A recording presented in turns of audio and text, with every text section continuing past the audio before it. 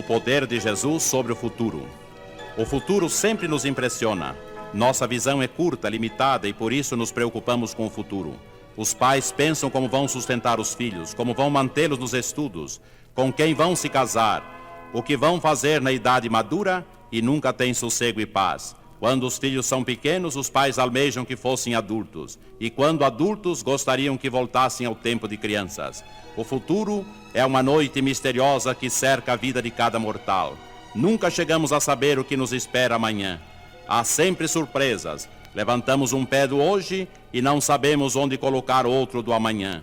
Fazemos os planos, os projetos, coisas boas ou más, sempre descansados na esperança e nunca na certeza.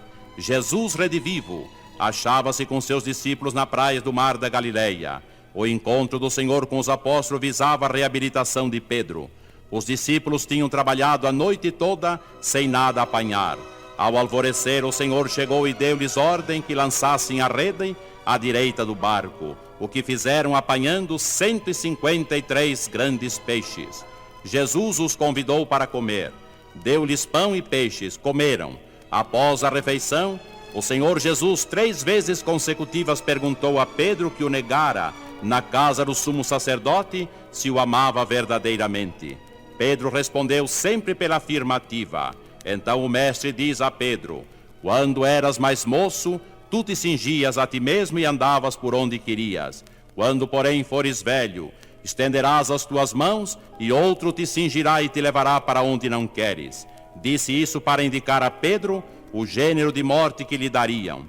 E Pedro, voltando-se, viu que também o ia seguindo o apóstolo João, e perguntou logo a Jesus: e quanto a este? Respondeu-lhe Jesus: se eu quero que ele permaneça até que eu volte, que te importa? Muitos em nossos dias, senão toda a humanidade, andam preocupados com o futuro, como o apóstolo Pedro. Andam inquirindo: e a este que sucederá? Olham para a aparência das coisas e perdem a realidade. Preocupam-se com o incerto, enchem-se de dúvidas, angustiam-se, lutam desesperadamente sem qualquer proveito.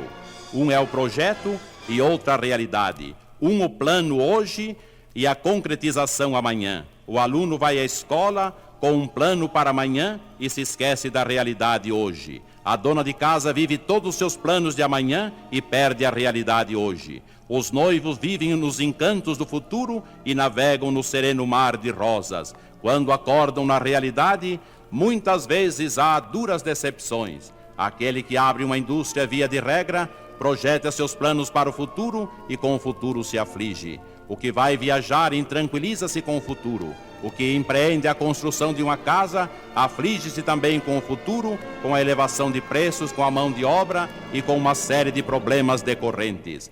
E com a morte, a maior parte da humanidade sua frio ao lembrar-se da morte. E muitos morrem prematuramente com a preocupação da hora da morte.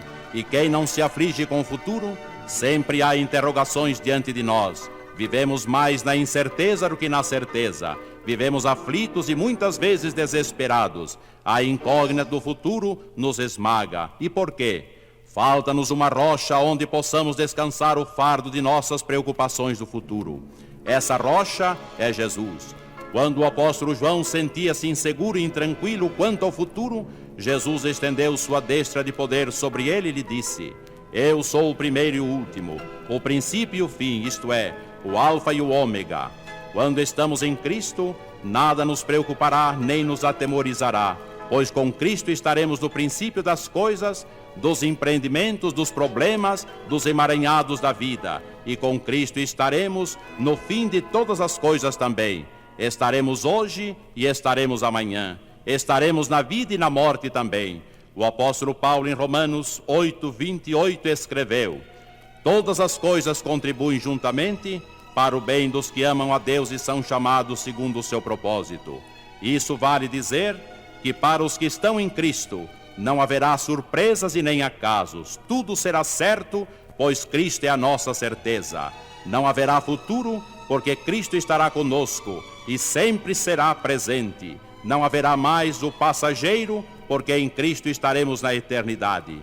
Olhamos, é verdade, enquanto estivermos neste mundo, para o que é efêmero, mas já num plano sublime e eterno. Não haverá mais derrotas, porque Cristo é o Rei dos Reis, o Senhor dos Senhores. Não haverá mais morte, porque a morte foi tragada pela vitória, isto é, Cristo. A noite do futuro se transformará numa resplandecente manhã. As sombras desaparecerão e a glória do divino crucificado nos envolverá e viveremos no tempo, mas com a eternidade no coração. Na morte, mas com a vida de Cristo na alma. Viveremos no incerto, mas com a certeza de Cristo plantada em nosso espírito. E então podemos dizer com Paulo: o viver para mim é Cristo e o morrer é ganho. Cristo é, pois, a resposta para o futuro. Amém.